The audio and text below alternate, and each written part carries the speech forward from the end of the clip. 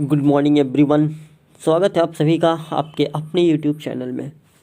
आज के कुछ मॉर्निंग अपडेट के साथ मैं आपके बीच में फिर से उपस्थित, कुछ विशेष सवाल, कुछ विशेष जानकारी शिक्षा जगत की जो आपके लिए बेहद ज़रूरी।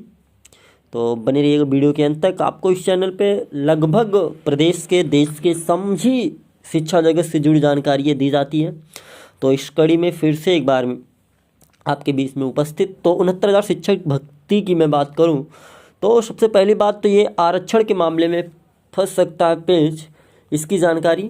और टेट को जो है आजीवन मान्य कराने पे तैयारी जो है बड़े जोरों शोरों से चल रही है, इसकी जानकारी आपको दे दी जाएगी। भर्ती निरस्त, कहीं खुशी कहीं गम, अगले महीने जारी होगी नई भर्ती की विज्ञप्ति। ये तमाम सवाल जो आपको आपके स्क्रीन के बोर्ड पे दिख रहे हैं, ये सारे सवालों के जवाब और ये सारी जानकारियाँ आपको मिलने वाली इस वीडियो में। तो बनी रहेगा वीडियो के अंत तक। और जितने साथी जुड़ते जा रहे हैं उनको बहुत बहुत थैंक यू। और जो जुड़ना चाहते हैं वो बेशक जुड़ सकते हैं, क्योंकि यहाँ पे बस कोई बकवास नहीं, सिर्फ काम की बातें होती हैं। तो चलिए शुरू करते हैं सीधा मुद्दे की बात।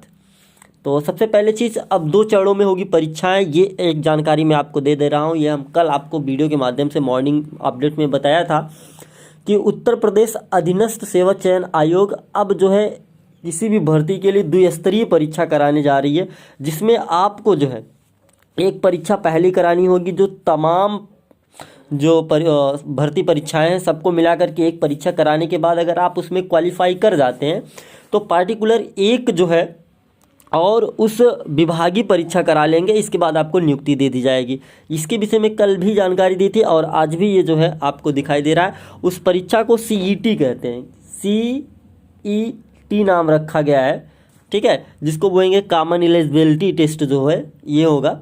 और इसके बाद जो है फिर आप विभागीय परीक्षा करके जो है आप विभाग में नौकरी कर पाएंगे। ये एक बड़ी मुहिम चलाई जा रही ताकि जो बार बार अलग अलग परीक्षाएं कंडक्ट कराई जाती हैं उनका जो है वो लफड़ा ना हो और सीधा जो है आराम से आपकी भर्ती हो सके। अब दूसरी बात, जिला आवंटन सूची से फंसेंगे आरक्षण के पेज। तो ये एक बड़ी जानकारी मैं आपको दे रहा हूँ, ठीक है। तो इसमें मैं बातचीत करूँ और बने रहिएगा थोड़ा सा, क्योंकि जानकारी थोड़ी सी लंबी हो सकती है, इसलिए देखिए। नई जिला आवंटन सूची में फंसेगा आरक्षण का पेच। ST अभ्यर्थियों को पहले हो चुके चयनित OBC बड़ी संख्या में शेष।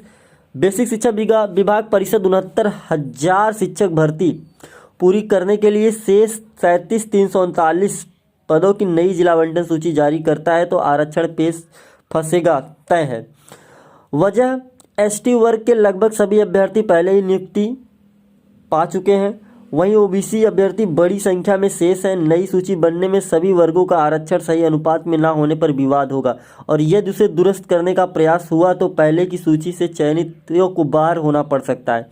परिषद अब फिर 1 जून को जारी 67,867 सूची से काउंसलिंग कराए तभी विवादों पर अंकुश लगाया जा सकता है। तो कुल मिला जुला के सही बात है, क्योंकि इसके पहले आपको पता ही होगा कि हाई मेरिट लो मेरिट का मामला था।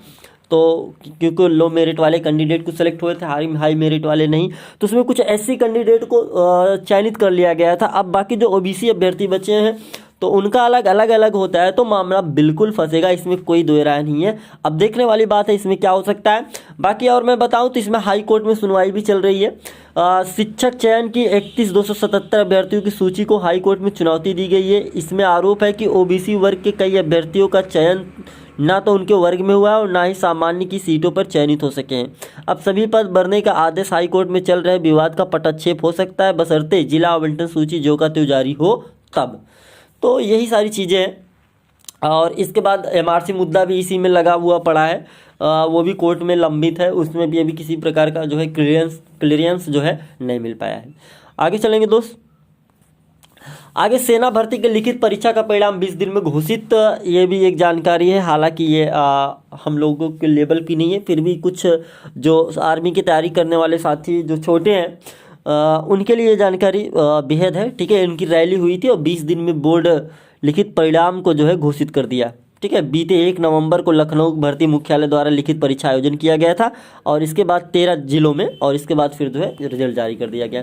BTC के आउट हुए पर्चों को दोबारा से परीक्षा कराई जाएगी। एक 25 नवंबर को है, ठीक है। 6 विद्यालयों के केंद्रों पर कराई जा रही है और 11 नवंबर को कराई गई थी जो गणित की परीक्षा वो रद्द हो गई थी, मतलब आउट हो गया था पेपर, तो उसको 25 को कराया जा रहा है।